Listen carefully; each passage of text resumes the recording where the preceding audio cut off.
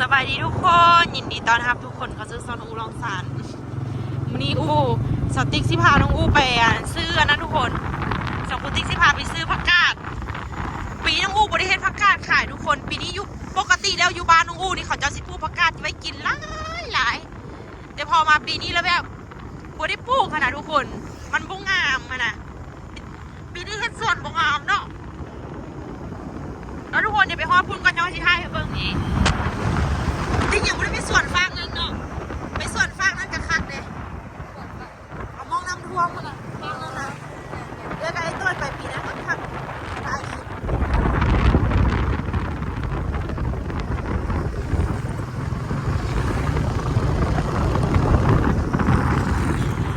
พอแล้วทุกคนบ้านที่2ไปซื้อเครื่องยูอย่างแค่เมื่อไปแปลงเพศก่อนเอาคลิปลงเพศก่อนเดือนนี้ได้แค่ว่า100 เหรียญเป็นแปลงเพศเท่านั้นแปลงปานว่าเอาน็อตเอามาเดินห่างเสื้อนะเนาะอันนี้เส้นทางพี่น้องเขียวทุกคนคือที่ลืมเลยน้องไม่ได้ไปประมาณ3 ปีแล้วตี้จังแต่ตอนงูจะกับตัวงูไม่อยากเห็นตัวงูเลยเห็นงูหน้าบานเห็นฟานหน้าเศร้าแสดงว่าโชคดีแล้วคนนี้นะคืนนี้กับฝันตัวงูถึงเลยไงเจอเนื้อคู่เนาะถ้างูตายเลยตายแล้วเนื้อคู่ตายแล้วตัวนึงอย่างตัวนึงมันรอดไม่ยอมตายเข้ามาพี่อย่างบานเยอะเนาะมีเงินคนไล่หรอพี่กันเนาะส่วนก็จะเห็นแต่ตัวเลยวันนี้เข้ามาจากเขื่อนขุดวันนี้เป็นเส้นทางที่เราสิไปซื้อผักกาดน้องสิไปเบิ่งก่อนเราสิขายได้ให้มันขายมา10,000กับน้อยๆคือตลาดกับยองเนี่ยขายต่อบ่ได้รักเยอะ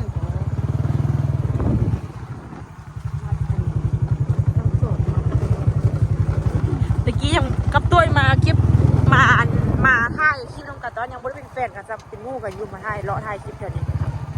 มีเผื่อได้ว่ามากันกุ๊กกิ๊กตุ๊กตาอันนี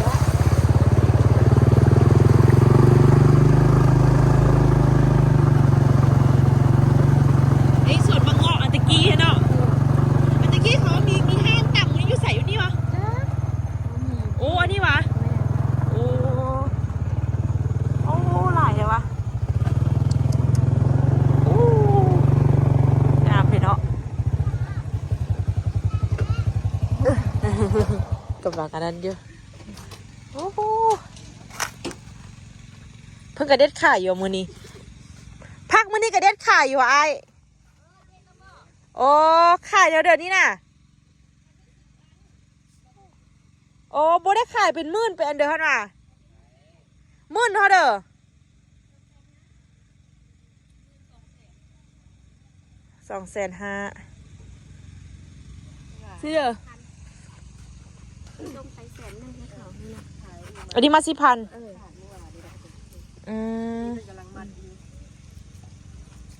เขาจะไปขายต่อเขาเช่นอะไรวะเขาจะไปขายอยู่เฮือนนะซื้อเป็นมัดได้หลายตัวเป็น10,000นะอันนี้มัดนึงนี่ถึกจะคิดสั่งเบิ่งจะค่อยสิฮู้มะเขือหรอกะมะเขืองามก็สิได้ให้5 ขีดแล้วขาใหญ่ตัวมันใหญ่ตัวมันน้อยก็ได้หลายกระเท่าคือกันเนาะกระเท่ากับโลนึง20,000เนาะเดี๋ยวอันนี้เป็น10,000เป็นมัด10,000แล้วนี่นะเขาสร้าง10,000แต่ว่าเราให้เป็นมัดแต่เขามัดไม่ซื้อใบไม่ค่อยบุคัดอันนั้นกับมัดอันเดียวกันวะอันเดียวกันอันนี้เหลือตัวนี้น่ะอันนี้ไปส่งเขาจะกินตัวนี้กำลังไปส่งหมดไปพูดตัวรู้นี้เอาวะสร้างอันนี้ฮอดอัน6 โลละ4 ไร่อัน200,000ให้เจ้า100,000เว้ย200,000แล้ว6 โลแล้วก็ไล่อัน110,000ให้เจ้านะอันนี้น่ะ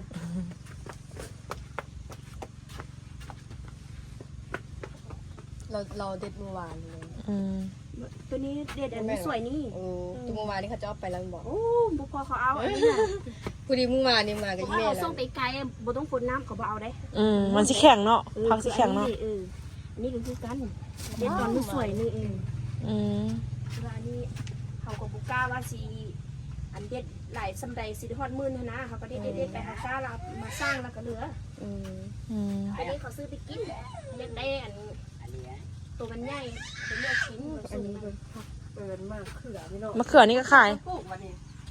เขาจองมาละโอ้ อะไรก็จองเมื่อเนาะ ยงนะส่งอันมัดนึง15เขาขายมัดละ20มัดนึง15,000 ผมบอกเขาจะซื้อนั่นน่ะ กำลังจะเอาไปส่งให้เขานี่นะ ที่ตลาดบ้านเฮาอยู่ ตลาดบ้านเฮานี่แหละเจ้าเดียวขายไปมื้อแรงขายเบิดแล้วไปที่พอตลาดแล้วบอกเรามาเอาปากกาเข้าในย่างกันละเกิดลมเลย ญาติกันเลย มื้อนั้นบุก เอาจาก6 โลซะสั่น พวกโลอ่ะ มันเมื่อเราค่อยจังสิมาซื้อ สร้างตัวนี้ เด็ดไม่บ่ได้ว่ะ สิเก็ตตึมก็ได้ เอาเขาอยากได้ตัวเด็ดไม่นี่บ่ได้ว่ะ ได้ เอาเดี๋ยวเด็ดไม่ซะ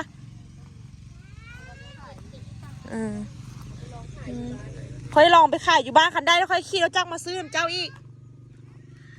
ทุกคนบางคนปลูกอันนี้จะเอามาจากน้ำซานวะ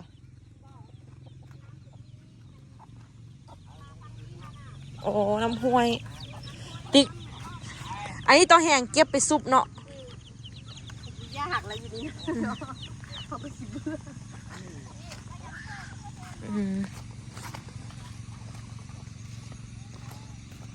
เก็บซุปใส่บางงาผักอันนี้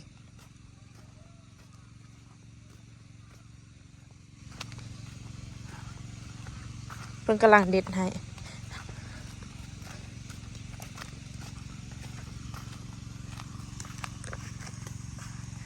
ผักสดๆใหม่ๆมันเราไปจะสิปลูกอย่างต่อป่ะนี่โอ้ปลูกตลอดปีเลยว่ะอันนี้ว่านเอาเลยมันบอก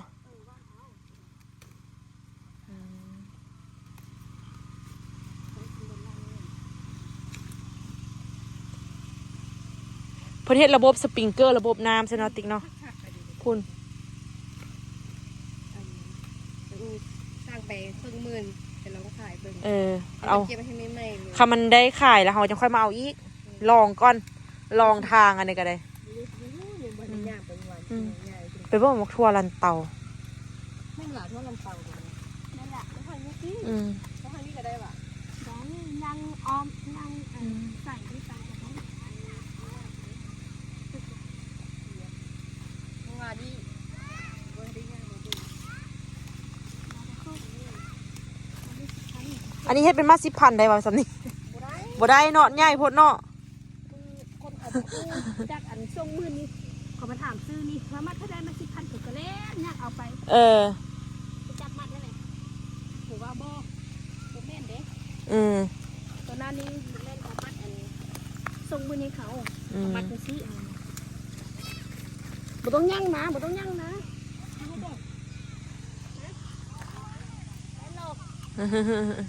ไปสายโลไปให้เด้อไป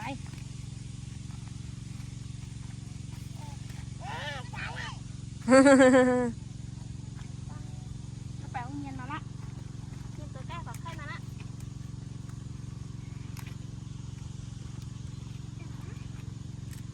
ไอ้จังกะลูกเก๋อมาลูกเก๋อตัว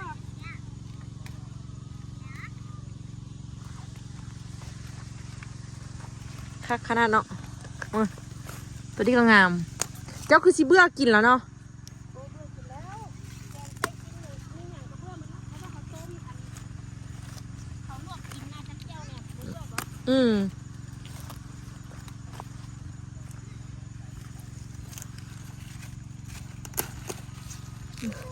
งามขนาด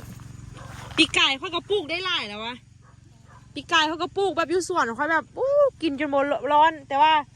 บ่ได้ขายค่อยปลูกหันแต่ว่าค่อยปลูกไว้กินซื่อแต่ว่าปีนี้ค่อยมีลูกแล้วค่อยไปเฮ็ดห้านขายเครื่องแล้วเขาบ่มีเวลาไปปลูกปีกไก่เขาเฮ็ดสวนหลายปีกไก่นี่ ส่วนนี้เป็นอาชีพหนึงที่สบาย แต่ว่าเขาต้องคิดตึกยามอันเขามีเด้ผักตัวนี้มันดีโคตรมันเอาฟอกซะผักตัวนี้เพราะว่ามันก็ดีปันนี้ เบิดละไข่เบิดโดนละ แต่ว่ามันเมื่อพักนี้เจ้าก็สิปลูกเองบ่ส่งร้องสารตลอดเลยแม่นบ่ ส้มกันไข่ใส่ถุงบุญนี่จะให้ส้มไปเดียวนะ แม่นบ่ ไม่ใส่ถุงบุญด้วยท่านลูกส้มพันละเวท โอ้ เดี๋ยวให้ส้มตลาดนี้พักไปตลาดนี้เล่นกับได้ อืม ตัวนี้แล้วก็ตัวนั้น อีกจุดหนึ่งอีก10 มื้อเราได้ขาย โอ้อันนั้นก็ปลูกเมื่อกับเป็นพักอันนี้เนาะ หมูย่างเลยหมูย่างไปหมูย่างไปเด้ มักทั่วนี่เด็ดยอดมันขายแม่นบ่มักทั่วอันนี้นะ แม่นมะพร้าว มักทั่ว ตัวอันแล้วอันนี้ปลูกเห็ดแล้วนี้มันเนี่ยมะพร้าว โอ้ มะพร้าวตัวนี้เขาซื้อยังมาขายเป็นแพงนะ มักบวบตายนะมักบวบเนาะนี่อันนี้มันปลูกใหม่แจ้มันขึ้นอีกนี่จะเห็นระบบน้ำนี่หมดเงินหลายบ่นี่ เห็ดอันไล่ไปเมื่อเงิน10 ล้าน โอ้ไล่ไปเมื่อเงิน10 ล้านเขาเจ้าจะมีระบบน้ มันที่ย่างให้พุ่งมาได้หมด ำนอนพี่เลยว่ะ เขาจับเขาได้สาบแล้ว เก็บช่วยกัน เครื่องโน้นครึ่งนึงเก็บแป๊บนึงกันแล้ว อืม ตอนพักไหลนี่ใช่ไหม อืม คนละ3 มัดตอนนี้ละ6 โล งาม งามเนาะ อันนี้ยังว่าเราเด็ดไปได้ไร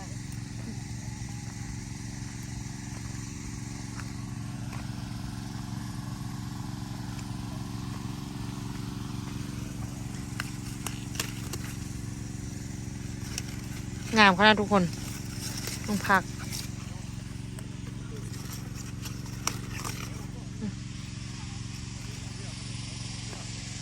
เพิ่งกำลังเก็บอยู่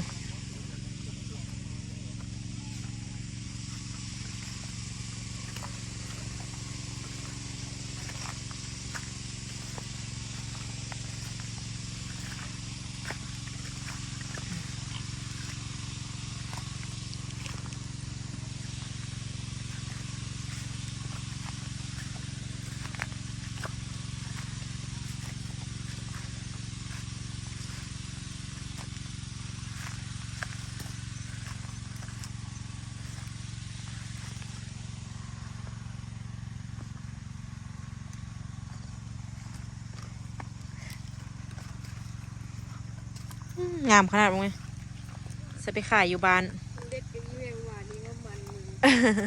เด็ดไปเด็ดไป ปีหน้าไปเฮ็ดสวนอยู่หลังบ้านเอ้ยเมติกสวนมังนาวอีกนะ เป็นมะนาว แต่ว่าต้องมี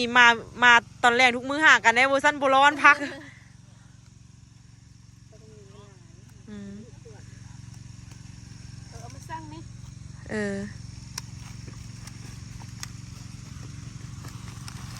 พักนะ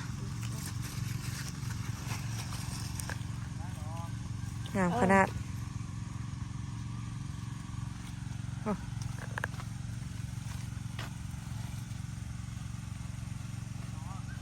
ได้แล้วว่ะ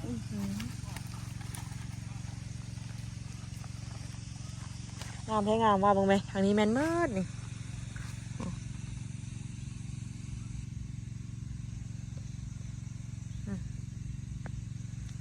แมนหมดเลย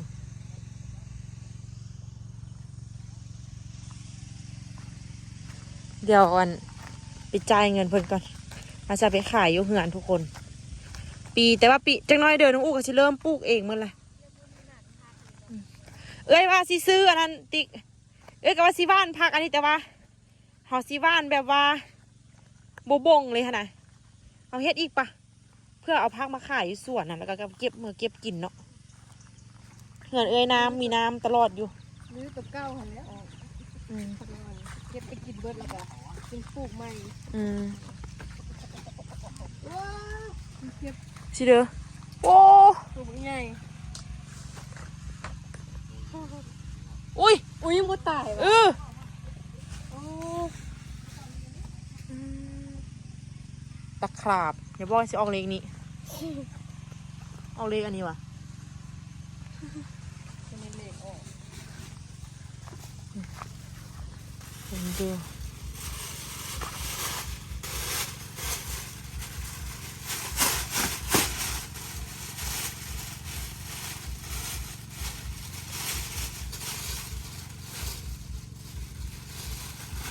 ปีนี้ถือว่าพักแพงเลยเนาะ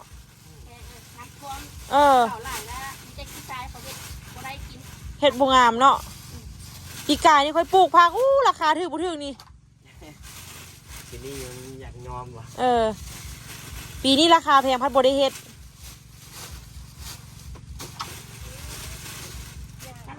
ตลาดเฮาสมัยนี้มัน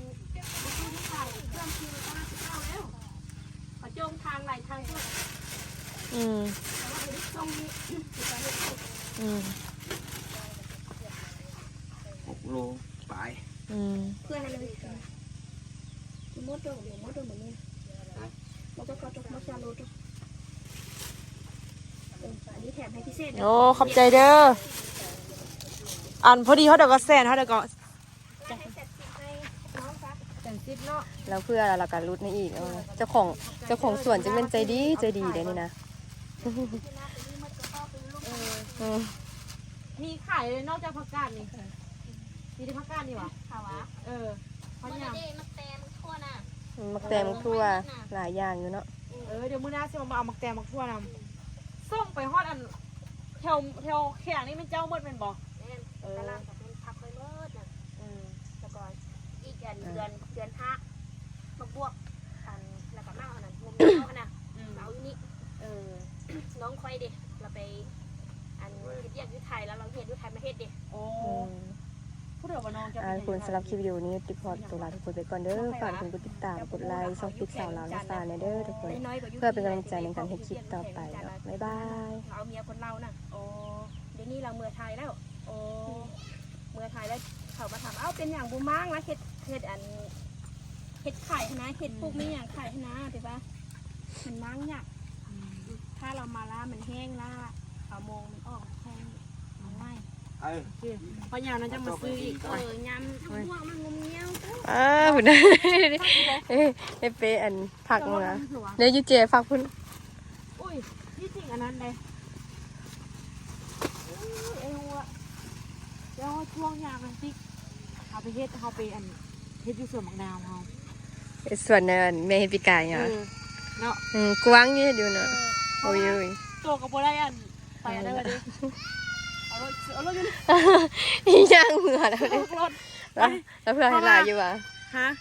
แล้วเพื่อเจ็ด มาเป็ดโลกูไปเราไปอันนั้นเพราะว่าตัวกับบริเฮ็ดอันนั้นแล้วเขาก็มาเฮ็ดอันนี้เนาะเขาก็เอาพักมาขายเนาะเออ เขาบ่ได้เฮ็ดหอย ฮะ เขาบ่ได้เฮ็ดหหอยกัน อู้ฮานี่เอ้ยว่าบริเฮ็ดอันเดียวเลยค่ะเฮ็ดฮานะคือเอ้ยนี่แล้วอีกอย่างมันสิได้ขายบ่ฮะนะอันเรื่องเฮ็ดนี่เฮ็ดได้อยู่แต่ได้ขายบ่เนาะละโอ้หนักเลยทุกคน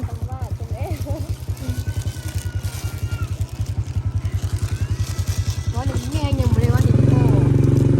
ฝนคักๆเวลาจะมาซื้อเครื่องนี่ขอน้ำขอน้ำไม่ไหลทุกคนไปนั้นเพิ่นมาเพิ่นเบื่อกินเฮงแล้วเพิ่นว่าแต่ว่าก็ลวกกับเจียวกับเสียบอยู่เพิ่นว่านี่เบิ่งสวนมันอยู่นี่เดี๋ยวนี้น้อย เบื่อแล้ว เอาพักมาค่ายยังบ่ได้แบ่ง โอ้ บ่นอนอีกฮะซ้ำกับเจ้า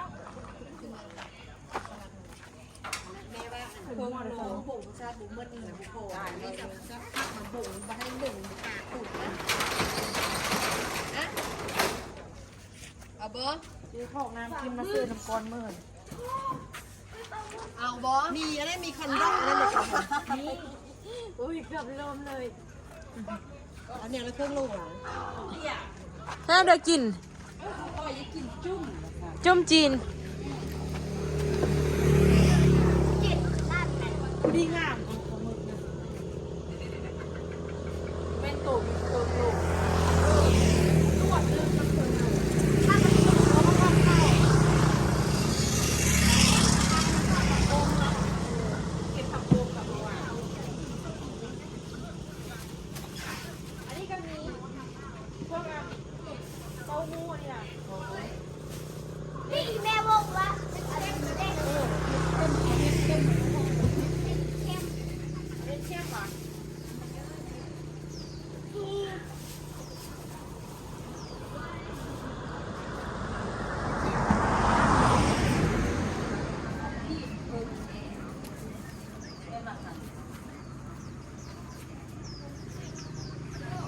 ที่อะไรยกมาไป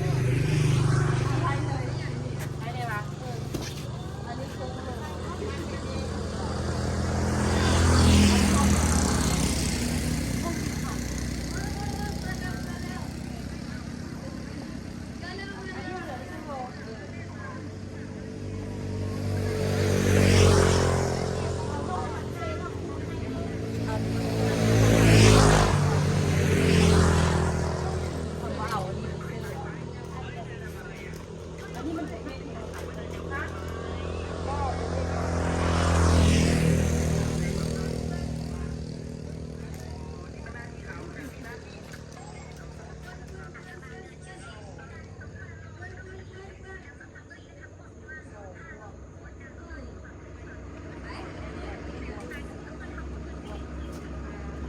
เบิกอันนั้นท่านอันนี้ตัวนั้นเอาวะเอากับเอาอันนี้ก็เอาอันนี้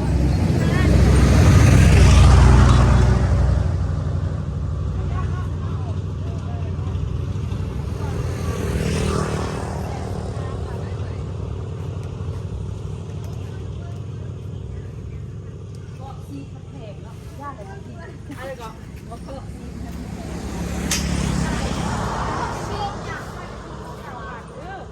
แป้งกระไดแป้งกระเดินเลยกินเด้อ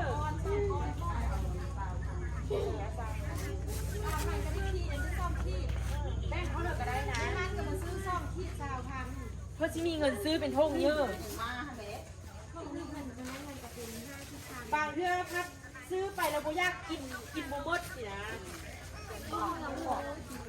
กอกชีสอะไรอย่างแม่เนี่ยกอกพอ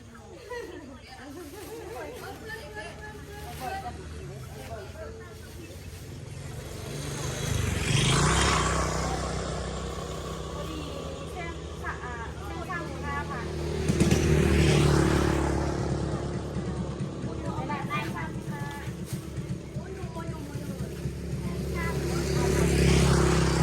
ผักไหมกระสิบปิดเครื่องอันนี้เด้อมันค่ายางเด้อ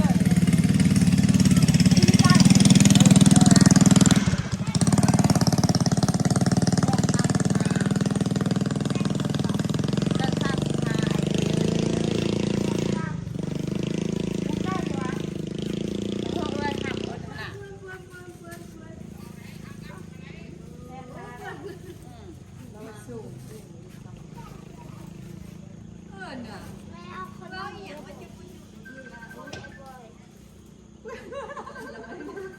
เอาที่ยังเด้อ เอาเลยเอาเนี่ยมา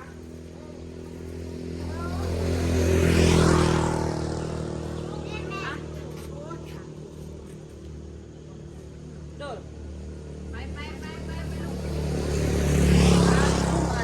ดูหนักเด้ถามลงดูหนักเด้เอาที่จะพอดีเลย แม่เดี๋ยวเขามีได้ว่ะ ลงหน้าตู้หน้าพันแหละลงกันให้แล้วมีกุ้งน้อยเดียวนั่นแหละ แล้วกินบุ้งกันได้แม่เออ เอามาค่ายนี้แหละ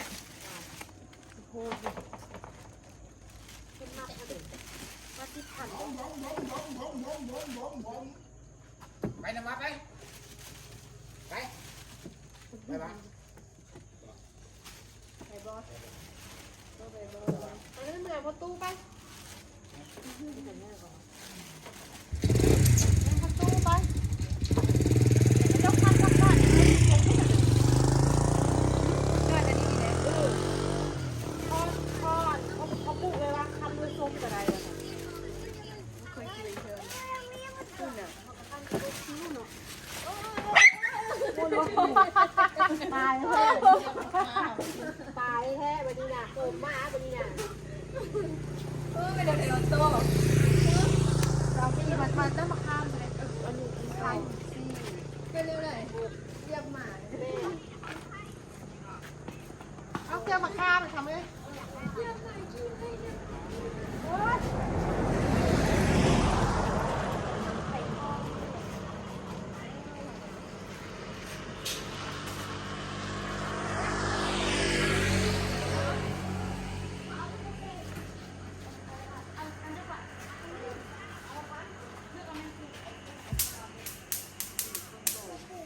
ตียุงกับแม่นี่เดี๋ยวที่นั้นมาแล้วมันบาจะไปแล้วคุณนี่ดิ อันไข่นะแต่ตัวใหญ่นะ 70 ดาวก็ได้ป่ะได้บ่เขาเสียเพิ่งเลยเอาเพิ่งนึงเลยดู โอ้ยยุง ก็เขา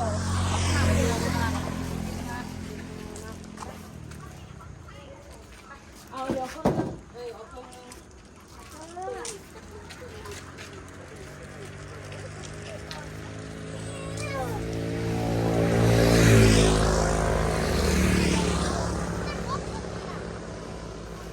มักสิพันเยอะสันเดี๋ยวหยุ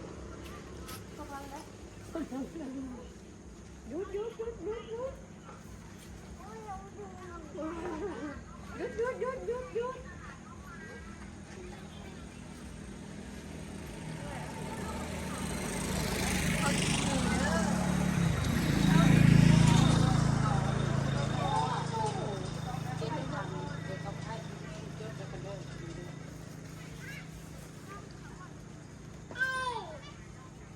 ตลาดเลยต้องมาไปตลาดก็ทำนี้เลย ถ้ามีหลุดมา10,000ซื้อไม่ได้อย่าพักกันนะ ยังเรื่องเงิน10 ไปพันอันนี้มันติดเอาแหกม่านเอามันสั่งม่าน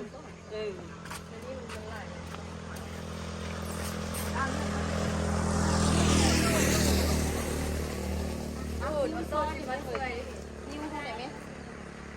เดี๋ยวเอ็มรูดได้รูดลงมาเลยดีนิ้วดีๆ มันจะป๊อกไม่ได้เอายางเอาปาก เอาต้นจะไปเฮ็ดพักแม่มุนแล้วนี่วะน่ะ เอามัดใช่ไหมอุเป็นตัวนี้ตัวนึ่งตัวแดงหุ่นบนแม่ไฮอันนั้นหุ่น บายไหม แม่ไฮ ใจเด้อใจเด้อ ทำตลาด จีเนาะพักอันนี้มัด2,000 3มัด5,000อยากต่อเขาอีกแค่ของ เดี๋ยวนี้บุฟีแล้วต้อง5,000 อยู่ลองสายแล้วพักนี่แท้ผมจะไล่เป็นระบบน้ำแม่เอาบ้าน ขึ้นไปแล้วจังบาย นอนเฝ้าอยู่ตรงนั้น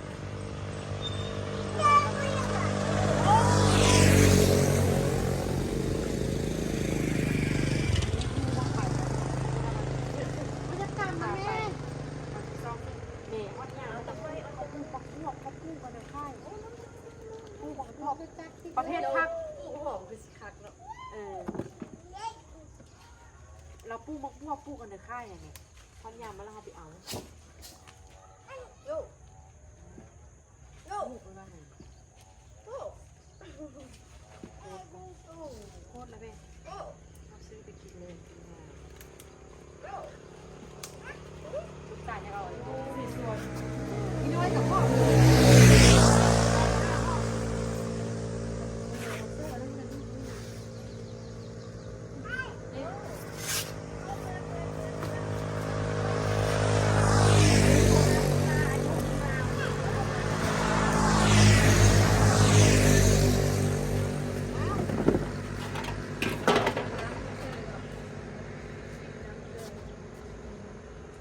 อยู่ส่วนนี้ สร้างพ่อนี่แหละปีนี้บริสุทธิ์ คือกับผู้อยู่ส่วนนี้ แล้วมันค่าสอบปลูกแล้วนึงก็ขึ้นหรอ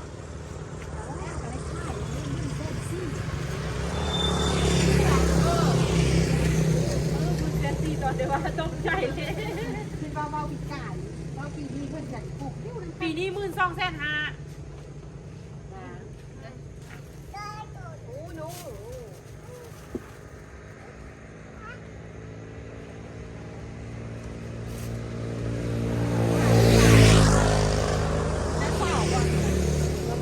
อันนี้เป็นแม่ตู้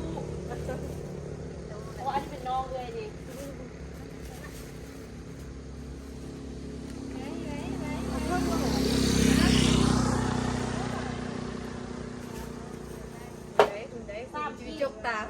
ได้อีก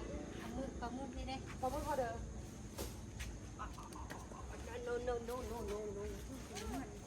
โน่ปะ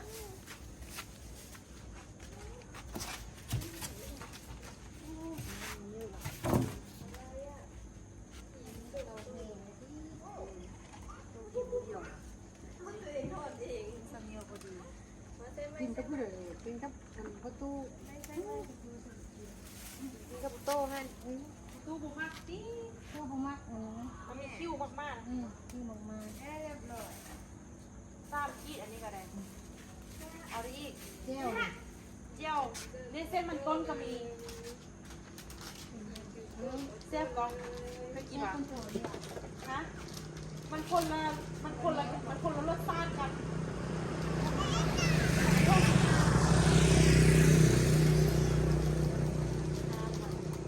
อันนี้แค่7 ค่ะ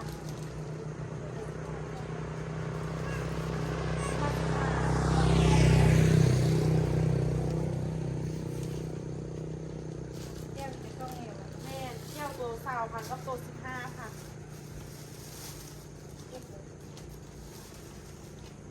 ตัวนี้เท่าเดิม15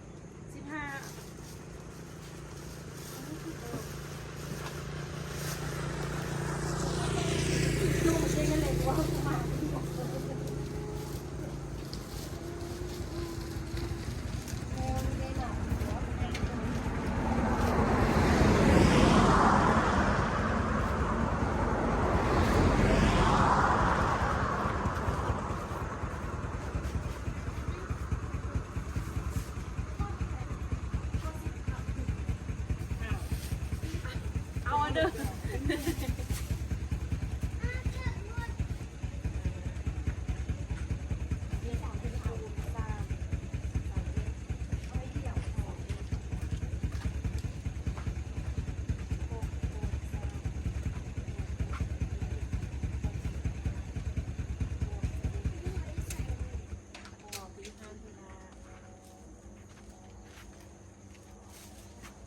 เอาเลยย่างไปน่ะมัน งอนนี่นะ นี่เป็นหัวน่ะย่างนี่อุ้ยลืมท่าเลย เอาได้อีกไม่ค่อยหรอก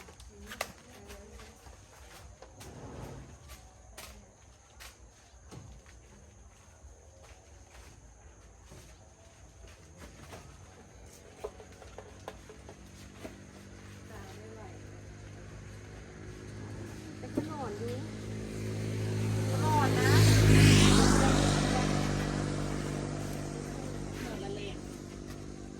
เอาโจ๊กอันเอาด้านนึงว่ะเอามีอันนึงว่ะเป็นหัวอีกพวกเยอะว่ะ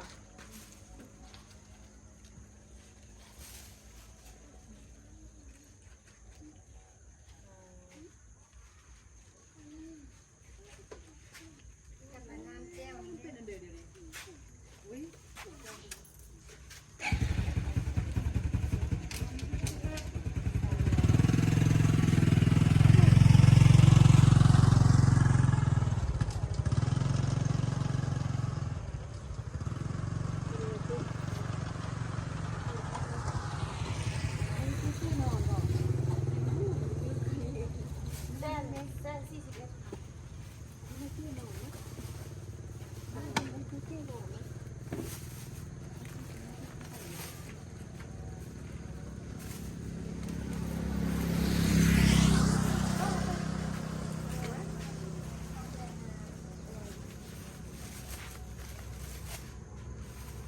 เอาเงินสดก่อนด้วยค่ะ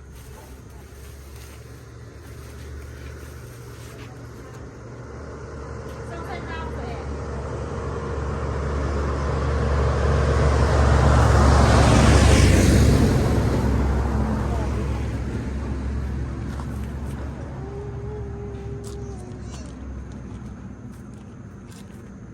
ลาย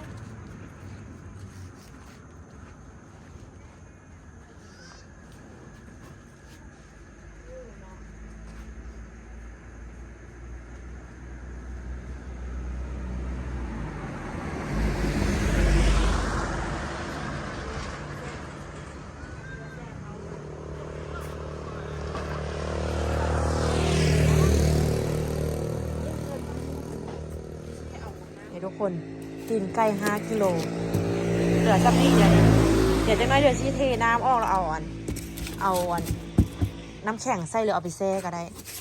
อันนี้ปลาหมึกเหลือประมาณนี้ส่วนอันนี้เป็นผักที่ซื้อมาขายมื้อนั้นขายซื้อมาขายแล้วก็ตัวนี้ผักอันนี้เหลือประมาณนี้เนาะมะนาวเหลือเท่านี้เนาะมะเร็งก็เหลือประมาณนี้นี่ก็ถือว่าพอได้ขายอยู่เนาะเล็กๆน้อยๆมื้อนี้ก็รู้สึกว่าคนมาซื้อหลายอยู่กระแลมอยู่พุ่น นี่ก็ลูกค้ามาซื้อเครื่องประมาณนี้นะทุกคนเด้อน้องอู้ก็ไปเลาะซื้อผักอยู่นำสวนกับเจ้ามาขายเพราะปีนี้เขาบริเทศสวนนะแม่เนาะและอีกอย่างเจ้าของสวนผักก็บอกว่าปีนี้ปลูกผักยากแห้งเพราะว่าน้ำท่วมเราขี้ทรายมันขึ้นมาหลายแต่มันโบงามมันนะแม่